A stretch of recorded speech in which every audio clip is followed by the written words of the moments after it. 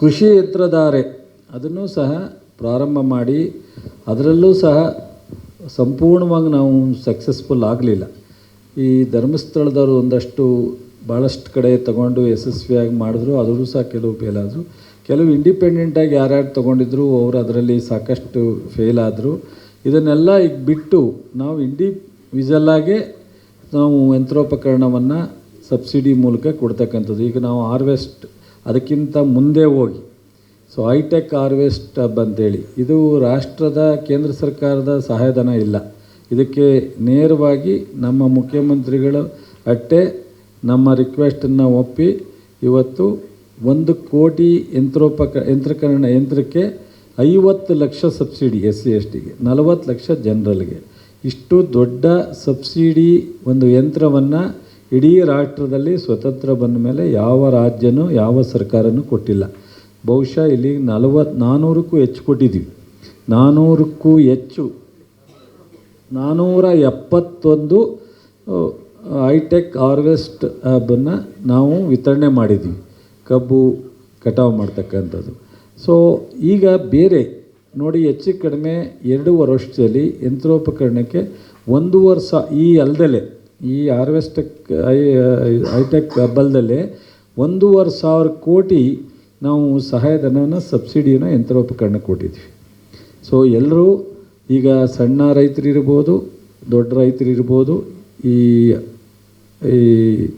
ಯಂತ್ರೋಪಕರಣಗಳನ್ನ ಅವರೇ ತಗೊಂಡು ಅವರೇ ಬಾಡಿಗೆಗೂ ಕೊಟ್ಕೊಂಡು ಅವ್ರ ಹೊಲದಲ್ಲೂ ಉಪಯೋಗಿಸ್ಕೊಂಡು ಸೊ ಅವರ ಸಸ್ಟೈನ್ ಆಗ್ಬೋದು. ಆ ರೀತಿ ಕಳೆದ 2 ವರ್ಷದಲ್ಲಿ 1.5 ಕೋಟಿ ನಾವು ಈ ಸಹಾಯಧನವನ್ನು ಸಬ್ಸಿಡಿಯನ್ನು ಕೊಟ್ಟಿದ್ದೀವಿ. ಬಹುಶಃ ಈಗ ಜೊತೆಗೆ ಈ ಸ್ವಯಂ ನಾಟಿ ಮಾಡಲಿಕ್ಕೂ ಸಹ ನಾವು ಇವತ್ತು ಹೊಸದಾಗಿ ಇಂಟ್ರೊಡ್ಯೂಸ್ ಮಾಡಿದ್ದೀವಿ. ನಾಟಿ ಮಾಡಲಿಕ್ಕೂ ಸಹ ನಾವು ಯಂತ್ರೋಪಕರಣವನ್ನು ಕೊಡ್ತಾಯಿದ್ದೀವಿ. ಈ ಸಿರಿಧಾನ್ಯ ಉತ್ಪನ್ನಗಳನ್ನು ಬೆಳೆಯೋದಕ್ಕೆ ರೈತರಿಗೆ ಪ್ರೋತ್ಸಾಹ ಕೊಡೋದಕ್ಕೆ ಕೆಲವು ವರ್ಷಗಳ ಹಿಂದೆ ಸರ್ಕಾರ ಪ್ರೋತ್ಸಾಹ ಕೊಡ್ತಾ ಇತ್ತು.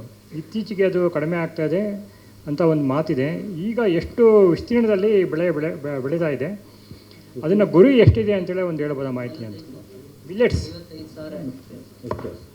ಈಗ ನಾವು ನಿಲ್ಲಿಸಿಲ್ಲ, ಅದು 10,000 ರೈತ ಸಿರಿ ಅಂತಲೇ ಯೋಜನೆ, ಅದು 10,000 ಒಂದು ಹೆಕ್ಟೇರ್ಗೆ ಕೊಡ್ತಾಯಿದ್ದೀವಿ. ಅದನ್ನು ಮುಂದುವರಿಸಿದ್ದೀವಿ, ನಿಲ್ಲಿಸಿಲ್ಲ.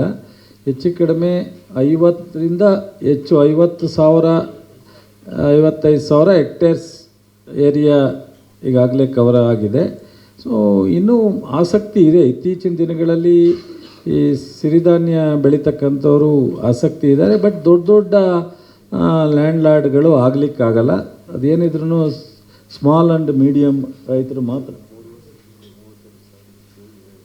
ನಮ್ಮ ಸರ್ಕಾರ ಬರುತ್ತಂದರೆ 2 ವರ್ಷ 3 ವರ್ಷದಿಂದ 30,000 ಇತ್ತು, ಈಗ 55,000 ಹೆಕ್ಟೇರ್ಸ್ ಆಗಿದೆ ಸರ್. ಆಮೇಲೆ ಈ FPO ಇದೆಯಲ್ಲ ಸರ್, ಅವ್ರಿಗೆ ಬಾಕಿ ಮತ್ತು ಬಿಡುಗಡೆ ಒಂದು ಕಂತಲ್ಲೇನಾಗಿತ್ತು, ಇನ್ನೊಂದು ಕಂತು ಮಾಡ್ತೀವಿ ಅಂತ ನೀವು ಹೇಳಿದ್ವಿ.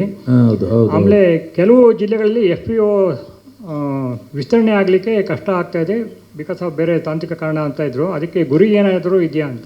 ಕಳೆದ ನಮ್ಮ ಸರ್ಕಾರ ಬಂದಾಗ ಅದೊಂದು ಸ್ವಲ್ಪ ಸಮಸ್ಯೆ ಆಗಿತ್ತು. ನಂತರ ನಾವು ಮುಖ್ಯಮಂತ್ರಿಗಳ ಜೊತೆ ಮಾತನಾಡಿ ಇದು ಕೊಡಬೇಕು ಅಂತೇಳಿ ಸಂಪೂರ್ಣ 2 ಕಂತಿದ್ದಂಥ ಬ್ಯಾಲೆನ್ಸ್ ಇದ್ದದನ್ನು ಸಂಪೂರ್ಣ FPOಗಳಿಗೆ ಎಲ್ಲ ಅನುದಾನವನ್ನು ರಿಲೀಸ್ ಮಾಡಿದ್ವಿ, ಯಾವುದೂ ಬಾಕಿ ಇಲ್ಲ. ಮತ್ತು ಈಗ ಒಂದು ಹೊಸದು ನಮ್ಮ ಕೆಫೆಕ್ MD ಇಲ್ಲೇ ಇದ್ದಾರೆ. 2021ರಿಂದ ಒಂದು ಯೋಜನೆ ಇತ್ತು, ಸಂಸ್ಕರಣೆ ಮಾಡ್ತಕ್ಕಂಥ ಘಟಕಗಳಿಗೆ ನಾವು ಒಂದಷ್ಟು ಸಹಾಯಧನ ಸಬ್ಸಿಡಿಯನ್ನು ಕೊಡ್ತಿದ್ದೋ. ಈ 1 ವರ್ಷ ಎಕ್ಸ್ಟೆಂಡ್ ಮಾಡಿದ್ರು. ಎಕ್ಸ್ಟೆಂಡ್ ಮಾಡಲಾಗಿ ನಮ್ಮ ರಾಜ್ಯ ಸರ್ಕಾರ ವಿಶೇಷವಾಗಿ 60-40 ಇದ್ದಂಥ ಸ್ಕೀಮ್ ಅದು, ಅದನ್ನು ನಾವು ಮೊದಲು ಕೇಂದ್ರ ಸರ್ಕಾರ 60 ಇತ್ತು, ನಾವು 40 ಇತ್ತು. ಈ ವರ್ಷ ನಾವು 60, ಅವ್ರ 40, 9 ಲಕ್ಷ ನಾವು, 6 ಲಕ್ಷ ಕೇಂದ್ರ ಸರ್ಕಾರ, 15 ಲಕ್ಷ ರೂಪಾಯಿ. 5 ವರ್ಷದಲ್ಲಿ ಏನು 5ರಿಂದ 6,000 ಘಟಕಗಳಿಗೆ ಈ ಒಂದು ಸಬ್ಸಿಡಿ ಸಿಕ್ಕಿತ್ತು. ಈ 1 ವರ್ಷದಲ್ಲಿ 6,000 ಘಟಕಗಳಿಗೆ ನಾವು 15 ಲಕ್ಷದಂತೆ ಸೊ ನಾವು ಸಹಾಯಧನವನ್ನು ಸಬ್ಸಿಡಿಯನ್ನು ಈ ಸಂಸ್ಕರಣಾ ಘಟಕಗಳಿಗೆ ಕೊಟ್ಟಿದ್ವಿ. ಇದೊಂದು ವಿಶೇಷವಾದಂಥದ್ದು. ನಮ್ಮ ಇಲಾಖೆ, ನಮ್ಮ ಸರ್ಕಾರ ಈ ಒಂದು ಯೋಜನೆಯನ್ನು ಯುವಕರಿಗೆ, ರೈತರಿಗೆ ಅನುಕೂಲ ಆಗ್ತಕ್ಕಂಥ ರೀತಿಯಲ್ಲಿ ಕೊಟ್ಟಿರ್ತಕ್ಕಂಥ ಅಂತಾರಾಷ್ಟ್ರೀಯ ವಾಣಿಜ್ಯ ಮೇಳ 2026 ಫೆಬ್ರವರಿ 6, 7, 8ರಂದು ಬೆಂಗಳೂರಿನ ಅರಮನೆ ಮೈದಾನದ ತ್ರಿಪುರವಾಸಿನಿಯಲ್ಲಿ ಆಯೋಜಿಸುತ್ತಿದೆ. ಇದು ಕರ್ನಾಟಕ ಕೃಷಿ ಇಲಾಖೆ ಪ್ರಕಟಣೆ. ಯಾರಾಗ್ತಾರೆ ಎಂಎಲ್ಎ ಅಭ್ಯರ್ಥಿ 2028 ಶೀಘ್ರದಲ್ಲೇ. ಪ್ರತಿದಿನ ಒಂದೊಂದು ಕ್ಷೇತ್ರದ ಟಿಕೆಟ್ ಆಕಾಂಕ್ಷಿಗಳ ಸಂಪೂರ್ಣ ಮಾಹಿತಿ ಪೊಲಿಟಿಕಲ್ ಜರ್ನಲಿಸ್ಟ್ KM ಶಿವಕುಮಾರ್ ಅವರಿಂದ. ಕರ್ನಾಟಕದ ನಂಬರ್ 1 ಡಿಜಿಟಲ್ ಮೀಡಿಯಾ ನಿಮ್ಮ ನೆಚ್ಚಿನ ಕರ್ನಾಟಕ ಟಿವಿಯಲ್ಲಿ ಮಾತ್ರ.